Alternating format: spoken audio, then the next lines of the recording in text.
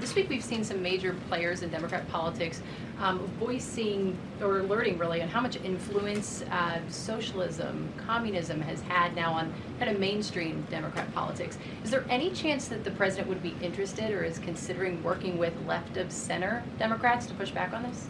Well, unfortunately, we don't seem to have too many of those left in the Democrat Party. We have literal self-proclaimed communists who are winning elections and who are claiming to be the new leadership of the Democrat Party. I think the vast majority of Americans understand the dangers of communism. Just look at countries all over this world. As an example, Cuba right now is a country that is about to be a failed state because of the communist policies of the past several decades. Communism should never be allowed to lead this country, and the president obviously is strictly opposed to it and all the dangers that it reaps.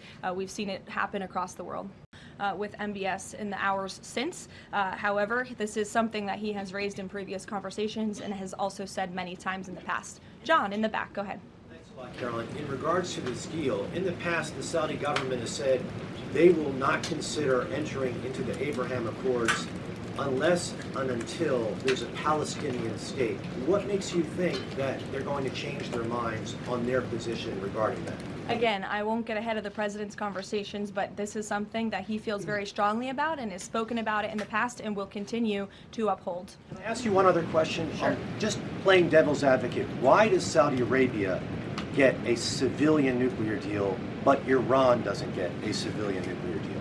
Well, again, this agreement is still being worked out. It will eventually, hopefully, be finalized with the condition that the president spoke about this morning. But this agreement in particular, as it's been discussed thus far, does give priority access for American companies in the Saudi nuclear energy program, which will ultimately benefit American industry workers and supply chains. So the deal that has been discussed thus far and will continue to be discussed absolutely puts America first, and that's obviously very important to this president.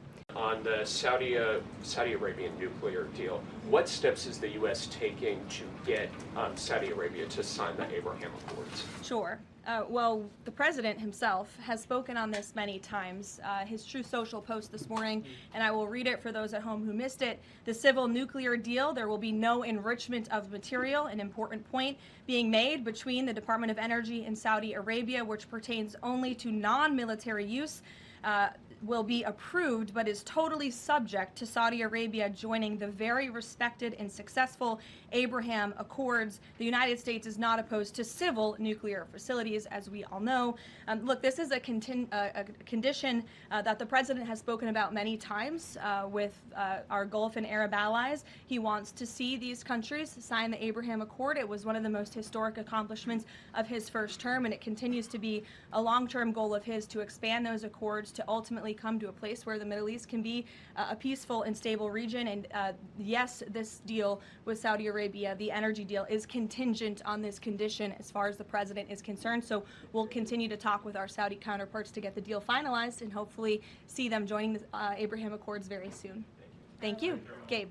Caroline, thank you. With regards to the Saudi nuclear deal, why was that condition not mentioned yesterday when the Energy Secretary announced it?